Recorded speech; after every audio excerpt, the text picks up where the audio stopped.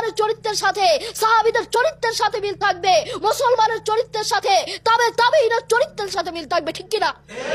প্রিয় ভাই, আপনি প্রতি সেকেন্ডে, প্রতি মিনিটে, প্রতিটা ক্ষেত্রে আপনি নবীর হাদিসগুলোকে আপনি বর্জন করছেন।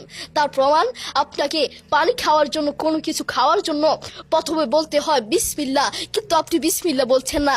কোনো খাওয়ার শুরুতে, চা বা পানি খাওয়ার শুরুতে বিসমিল্লাহ বলতে হয়, কিন্তু আপনি বিসমিল্লাহ বলছেন না।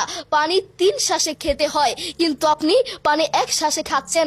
কোনো খাবার খেতে হলে বসে খেতে হয়, পানি বসে খেতে হয়, চা বসে খেতে হয়, কিন্তু আপনি পানি দাঁড়িয়ে খাচ্ছেন, আপনি চা দাঁড়িয়ে খাচ্ছেন।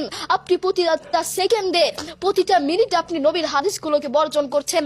আপনার মধ্যে নবীর কোনো আদর্শ নাই, আপনার মধ্যে সাহাবীদের কোনো আদর্শ নাই। কোরআন মাজিদ আল্লাহ তাআলা বলেন, আতিউল্লাহ ওয়া আতিউর রাসূল, তোমরা আমাকে অনুসরণ করো এবং নবীকে অনুসরণ করো। যেখানে বলে দিয়েছেন তোমরা আমাকে